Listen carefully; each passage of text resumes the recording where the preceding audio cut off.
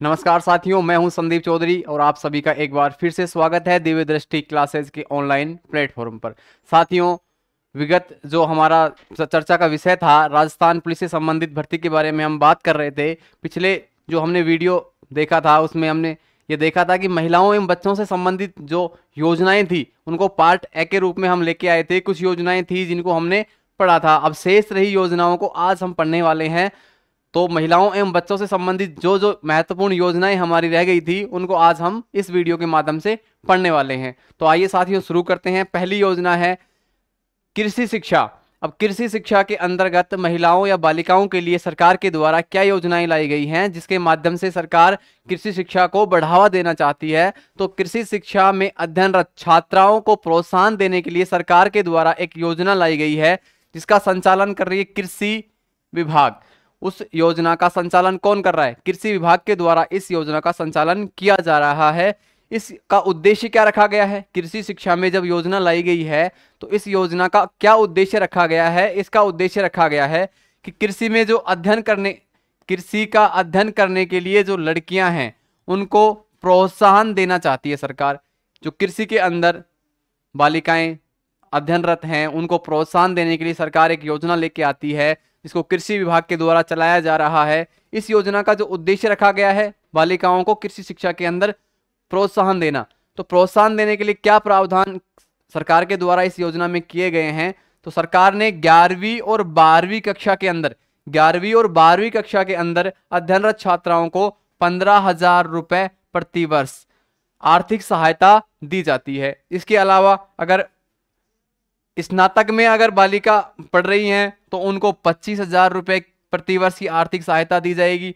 अगर बालिका पीएचडी, कृषि शिक्षा की बात हो रही है, ये कृषि विभाग के अंदर अगर 11वीं 12वीं में अध्ययनरत है तो 15,000 रुपए, और कृषि विभाग में ही स्नातक अगर बालिका कर रही है तो 25,000 रुपए प्रति वर्ष दिए जाएंगे, और पीएचडी अगर कर रही है तो उसको 40,000 रुपए की आर्थिक सहायता प्रति वर्ष की जाएगी। तो एक योजना है कृषि विभाग के लिए बालिकाओं को प्रोत्साहन देने के लिए सरकार के द्वारा लाई गई है। इसमें 11वीं 12वीं में 15,000 रुपए, स्नातक में 25,000 रुपए और पीएचडी करने पर बालिका को 40,000 रुपए प्रति वर्ष की आर्थिक सहायता दी जाती है। नेक्स्ट हम एक योजना पे चलते हैं।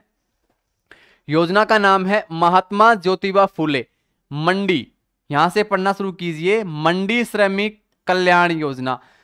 योजना कहना चाह रही है कि मंडी में जो महिलाएं श्रमिक के रूप में कार्य कर रही हैं उनका कल्याण कैसे किया जाए। इसके लिए राज्य सरकार के द्वारा एक योजना लाई गई जिसका नाम दिया महात्मा ज्योतिबा फूले मंडी श्रमिक कल्याण योजना।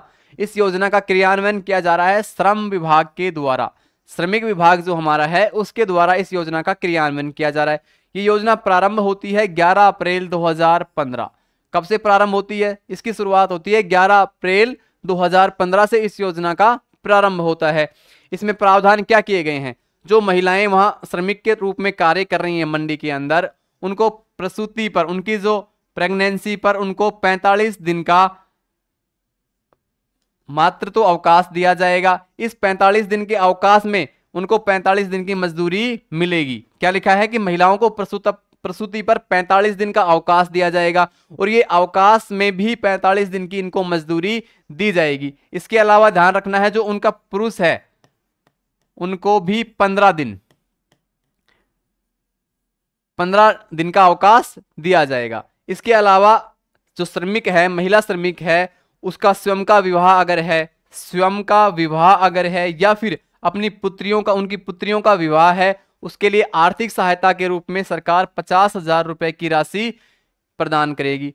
तो महिला जो हैं, श्रमिक जो हैं, जो मंडी में कार्यरत हैं, उनके लिए योजना लाई गई है। इसमें 11 अप्रैल 2015 को प्रारंभ किया गया। इसमें प्रावधान किया कि महिला जो श्रमिक होगी 45 दिन का अवकाश दिया जाएगा प्रसूति में, और जो 45 दिन का अवकाश दिया जाएगा उसमें उस 45 दिन की मजदूरी शामिल रहेगी। जो पुरुष होंगे, उनको 15 दिन का इसके अंदर अवकाश दिया जाएगा। इसके अलावा या तो महिला की स्वयं की शादी है या फिर उनकी जो पुत्रियां हैं उनकी शादी अगर है तो उसके लिए उनको 50,000 रुपए की आर्थिक सहायता अलग से प्रदान की जाएगी। नेक्स्ट हमारी योजना है प्रधानमंत्री मातृ वंदना योजना। कौन सी है? प्रधानमंत्री मातृ वंदना। नाम में साफ साफ है मातृ वंदना। यानी कि गर्भवती महिलाओं से संबंधित योजना है। इसका प्रारंभ होता है 2017-18 से। प्रधानमंत्री मातृ वंदना योजना का प्रारंभ कब से होता है? 2017-2018 से प्रारंभ होता है। इसमें बताया गया है कि गर्भवती महिलाओं को प्रथम बच्चे के जन्म पर 2 किस्तें, कितनी किस्तों में? 2 किस्तों में, प्रथम बच्चे के जन्म पर 2 किस्तों में 5,000 रुपए की आर्थिक सहायता दिए जाने का प्रावधान किया गया है। प्रधानमंत्री मातृ वंदना योजना 2017-18 में प्रारंभ होती है और प्रावधान किया गया कि प्रथम बच्चे के जन्म पर 2 किस्तों के अंदर 5,000 रुपए का आर्थिक सहायता किया जाएगा। लेकिन बजट 2024-25 जो आया उसमें इस राशि को बढ़ाकर 6500 रुपए कर दिया गया। वर्तमान में अगर आपसे ये पूछे कि प्रधानमंत्री मातृ वंदना योजना के अंतर्गत कितने रुपए की आर्थिक सहायता की जाती है, तो कितने की आर्थिक सहायता की जाती है? 6500 रुपए की। अब आपको 5000 याद नहीं रख के 6500 रुपए याद रखना है। तो एक हमारी योजना हो गई प्रधानमंत्री मातृ वंदना योजना। नेक्स्ट हम एक योजना की तरफ बढ़ते हैं। योजना का नाम है इंदिरा प्रियदर्शनी पुरस्कार। योजना का नाम क्या है? इंदिरा प्रियदर्शनी पुरस्कार। इसका प्रारंभ कब होता है? 2019-20। योजना का प्रारंभ कब हुआ? 2019-20। अच्छा, इस योजना के अंदर क्या प्रावधान किए गए? इसमें प्रावधान ये किए गए कि किसी भी जिले के अंदर जो बालिका टॉप करेगी, प्रथम स्थान पर आएगी, उसके लिए कुछ प्रावधान इसके अंदर किए गए। कैसे किए गए? अगर 8वीं कक्षा में किसी भी जिले के अंदर बालिका का प्रथम स्थान आता है तो उसको 40,000 रुपए की आर्थिक सहायता दी जाएगी। कितने की? 40,000 को, 40,000 रुपए की। किसको दी जाएगी? 8वीं कक्षा में प्रथम स्थान पर आने वाली बालिका को दी जाएगी। ये तो 8वीं के लिए किया गया। फिर 10वीं कक्षा के लिए किया गया कि 10वीं कक्षा के अंदर जिले में प्रथम आने वाली बालिका को 75,000 रुपए की आर्थिक सहायता दी जाएगी। फिर 12वीं कक्षा के लिए क्या बताया गया कि 12वीं कक्षा में जिले में प्रथम आने वाली बालिका को 1 लाख रुपए की तो आर्थिक सहायता, इसके अलावा स्कूटी अलग से। पहले ओनली 40,000 रुपए, 75,000 रुपए दिए जा रहे थे, लेकिन 12वीं कक्षा में जब जिले में प्रथम स्थान प्राप्त करेगी उसको 1 लाख रुपए की आर्थिक सहायता, इसके अलावा एक स्कूटी अलग से दी जाएगी। अच्छा, ये राशि, ये पुरस्कार कब दिए जाते हैं? 19 नवंबर को दिए जाते हैं। 19 नवंबर को क्यों दिए जाते हैं? क्योंकि 19 नवंबर को श्रीमती इंदिरा गांधी जी का जन्मदिन है। उनके नाम पर ही इस योजना का नाम इंदिरा प्रियदर्शनी पुरस्कार है। तो आपको इस योजना को अच्छे से ध्यान रखना है। नेक्स्ट एक हमारी योजना आती है गार्गी पुरस्कार योजना। इससे आप अच्छे से भली भांति परिचित हैं। गार्गी पुरस्कार योजना बालिकाओं के लिए ये योजना लाई गई है। 10वीं क्लास में 75% से अधिक जब बालिकाएं प्राप्त करती हैं उनके लिए योजना है। योजना का क्रियान्वयन कौन करता है? शिक्षा विभाग। गार्गी पुरस्कार योजना का कौन सा विभाग के द्वारा क्रियान्वयन किया जा रहा है? तो शिक्षा विभाग के द्वारा इसका क्रियान्वयन किया जा रहा है। प्रारंभ कब होती है? 1998। योजना प्रारंभ कब हुई? 1998 में योजना प्रारंभ होती है। इस योजना का क्या प्रावधान किए गए हैं? अभी हमने बताया कि 10वीं बोर्ड की जो परीक्षा होती है उसमें अगर बालिका 75% या उससे अधिक अंक प्राप्त करती है तो उसको 6,000 रुपए, कितने की राशि? 6,000 की राशि 2 किस्तों में दी जाती है। ध्यान रखना है आपको, 2 किस्तों में 6,000 रुपए की राशि दी जाती है। 2 किस्तें कैसे बनेंगी? 10वीं के बाद वो 11वीं में जाएगी। जब वो 11वीं में जाएगी तो उसको 3,000 रुपए की राशि दी जाएगी। उसके बाद वो 12वीं में जाएगी। 12वीं में फिर से उसको 3,000 रुपए का आर्थिक सहायता दिया जाएगा। तो योजना हो गई गार्गी पुरस्कार योजना। 6,000 रुपए की राशि इसके अंदर दी जाती है। नेक्स्ट एक योजना हमारी होने वाली है मुख्यमंत्री बालिका संबल योजना। बालिकाओं को संबल देने के लिए मुख्यमंत्री के द्वारा एक योजना चलाई गई, मुख्यमंत्री बालिका संबल योजना। योजना की शुरुआत कब होती है? 1 अप्रैल 2007।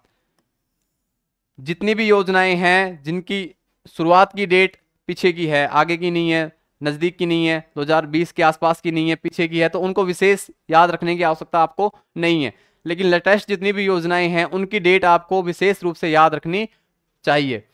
तो योजना का उद्देश्य रखा गया कि जन्म से लेकर 5 वर्ष तक की बालिकाओं को उनके सुरक्षित भविष्य हेतु आर्थिक संबल प्रदान करना। बस बात एक ही है कि बालिकाओं को आर्थिक संबल प्रदान करना है। बालिकाओं को आर्थिक संबल प्रदान करना है, जिसके लिए मुख्यमंत्री बालिका संबल योजना प्रारंभ की गई। इसके अंदर राशि कितनी दी जाती है? 10,000 रुपए। कितनी राशि?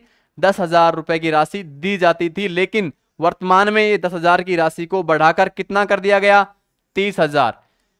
जो 10,000 की राशि पहले दी जाती थी वो बढ़ाकर की गई है 30,000। लेकिन बात ये है कि ये पात्र कौन होंगे इस योजना में, ये 30,000 की राशि प्राप्त करने के लिए कौन कौन सी बालिकाएं इसमें पात्र होंगी। तो आइए देखते हैं। पहली या दूसरी बालिका के,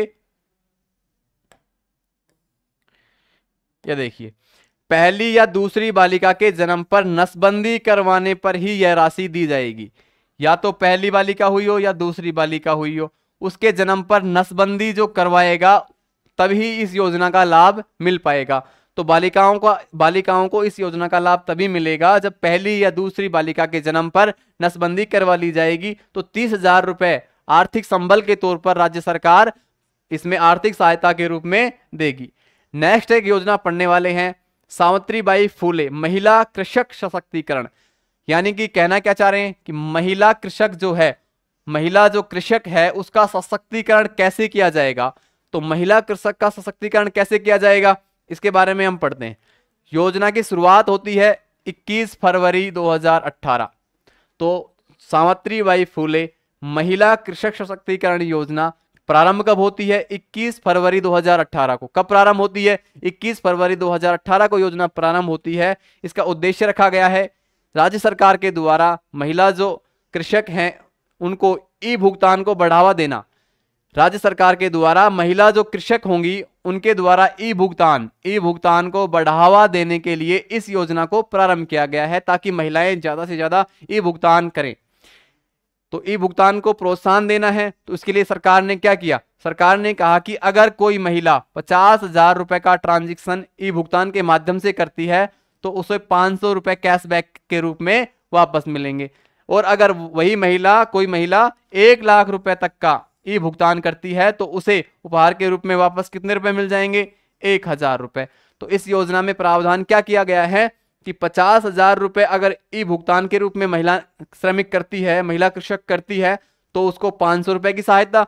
और अगर 1 लाख रुपए या इससे अधिक का भुगतान ई भुगतान है, ये ई पेमेंट, तब वापस कितने रुपए देगी राज्य सरकार? 1,000 रुपए की आर्थिक सहायता महिला को वापस दी जाएगी। तो हमने योजना पढ़ी सावित्रीबाई फुले महिला कृषक सशक्तिकरण योजना हमने पढ़ी। योजना की डेट हमने पढ़ी 21 फरवरी 2018 को प्रारंभ हुई। अगर कोई महिला 50,000 रुपए ई भुगतान के रूप में करती है तो 500 रुपए, और 1 लाख से अधिक भुगतान करती है तो 1,000 रुपए के वापस कैशबैक के रूप में महिला को प्रोत्साहन के रूप में दिया जाएगा। नेक्स्ट एक योजना हम पढ़ने वाले हैं।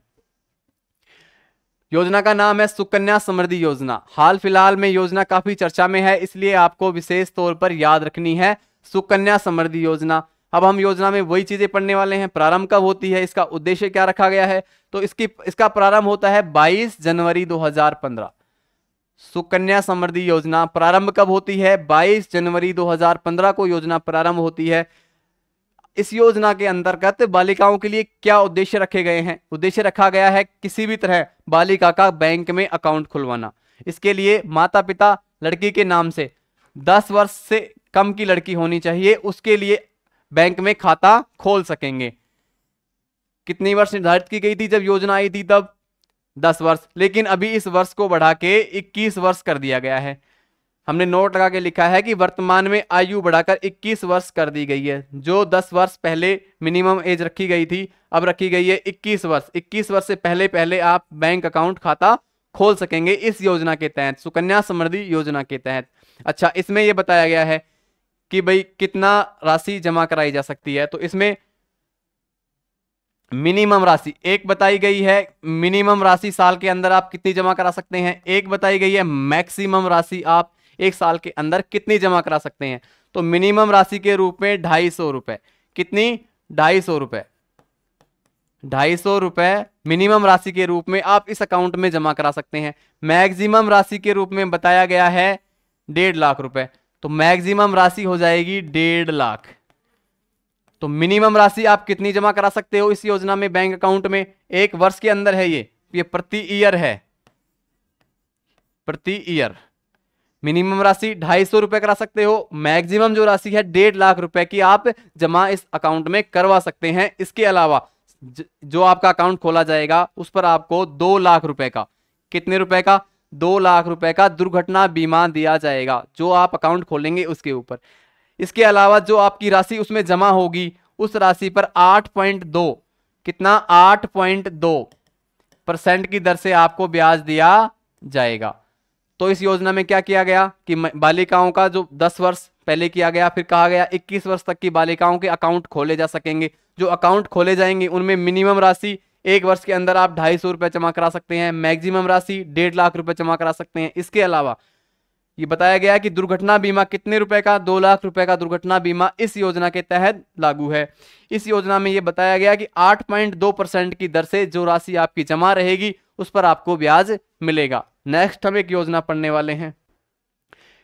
योजना है लखपति दीदी सम्मेलन। हाल फिलहाल चर्चा में है, अभी हमारे राजस्थान में चर्चा में रहा है लखपति दीदी सम्मेलन।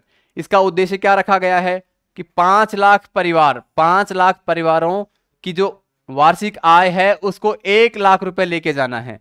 कितना लेके जाना है? 5 लाख परिवारों की आय को कितना लेके जाना है? 1 लाख रुपए वार्षिक तक लेके जाने के लिए एक सम्मेलन किया गया है, लखपति दीदी सम्मेलन। इसका जो पहला अधिवेशन, इसका पहला सम्मेलन जो हुआ वो हुआ 23 दिसंबर 2023 को। कहां पे? जैसलमेर में। तो लखपति दीदी सम्मेलन का पहला सम्मेलन जैसलमेर में कब हुआ? 23 दिसंबर 2023 को।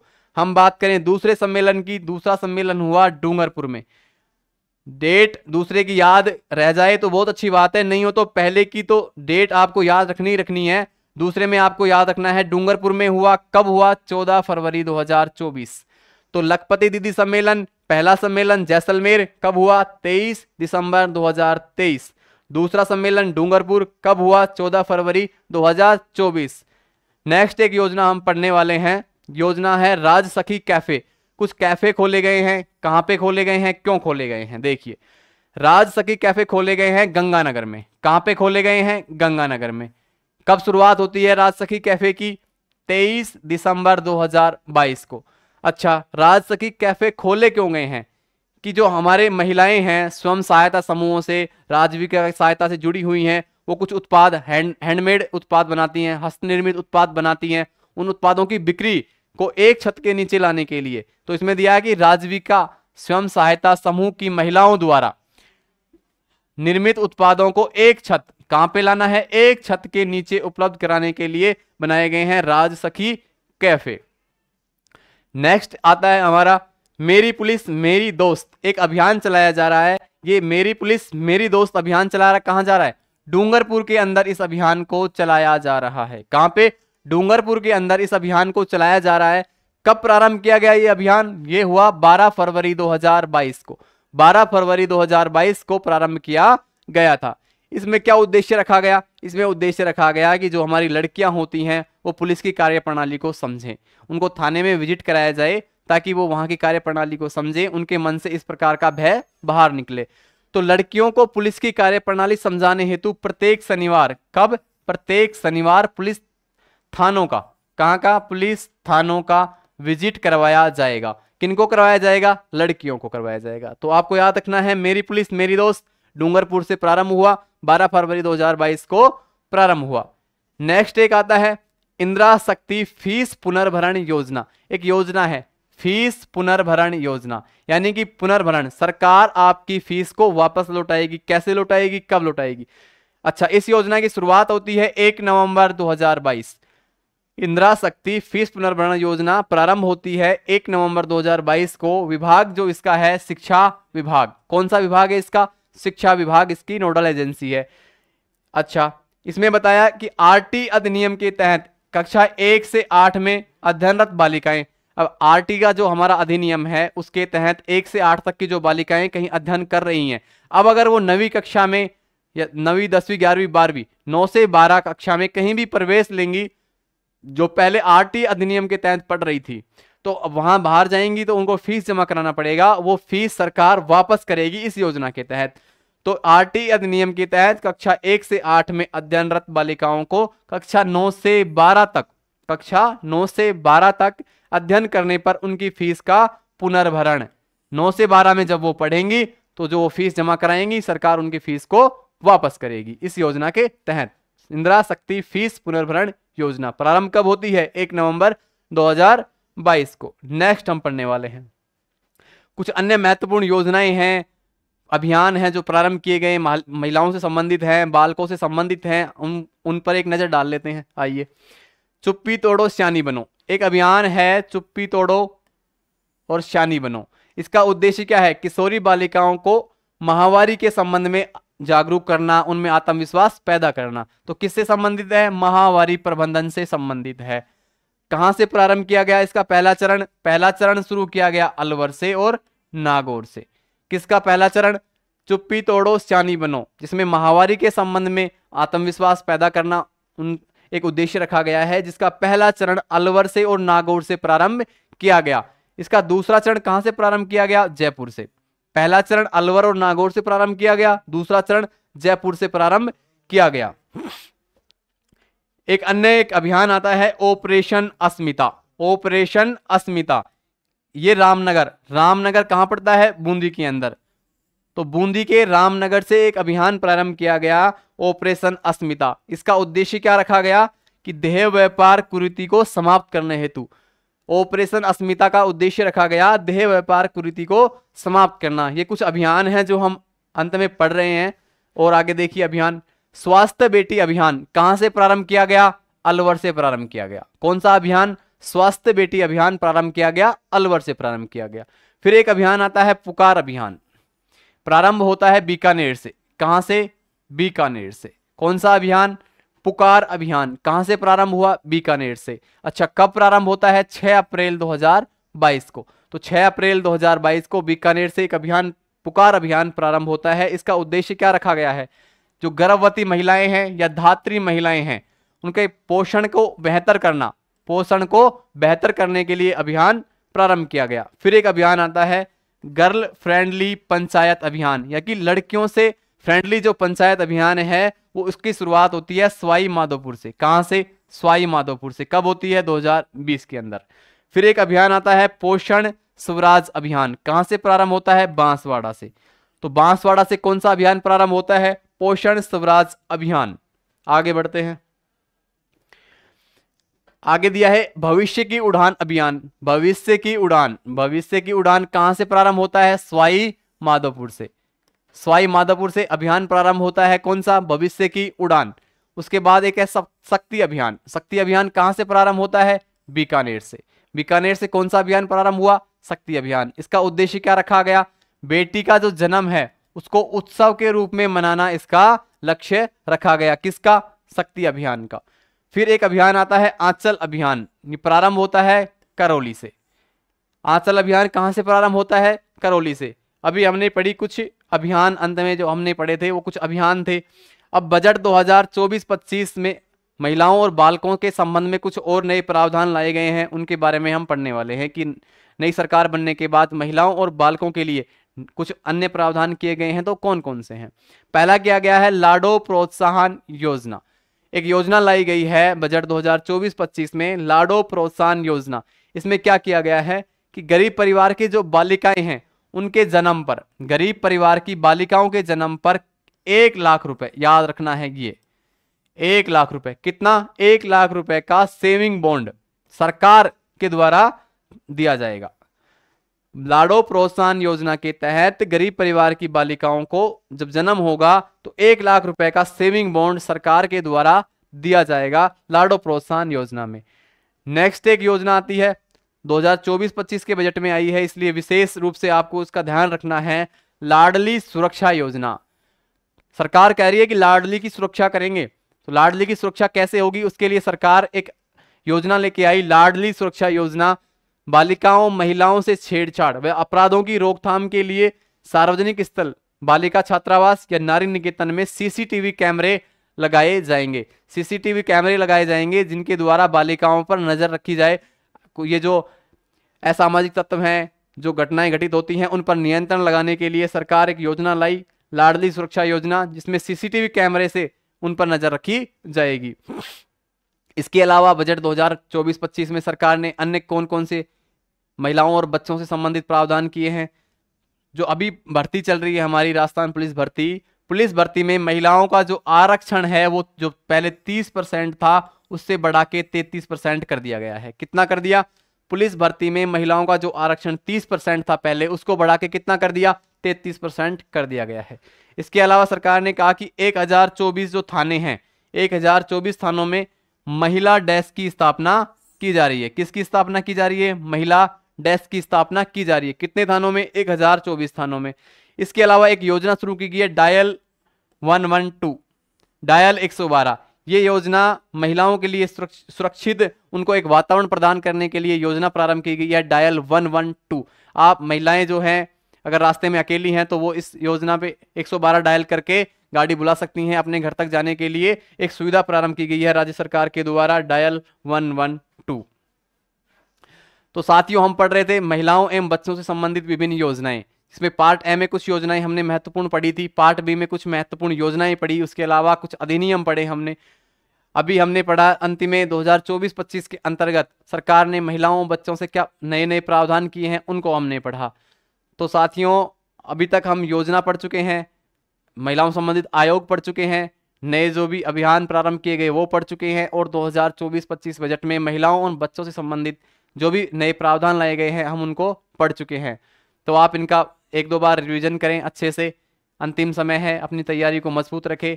अभी गर्मी का बहुत मौसम है, अपने आप को स्वस्थ रखें और अपनी तैयारी को अच्छा रखें। दिव्य दृष्टि क्लासेज आपके लिए अभी से शुभकामनाएं देता है। अपनी तैयारी जारी रखें। धन्यवाद। जय हिंद, जय भारत।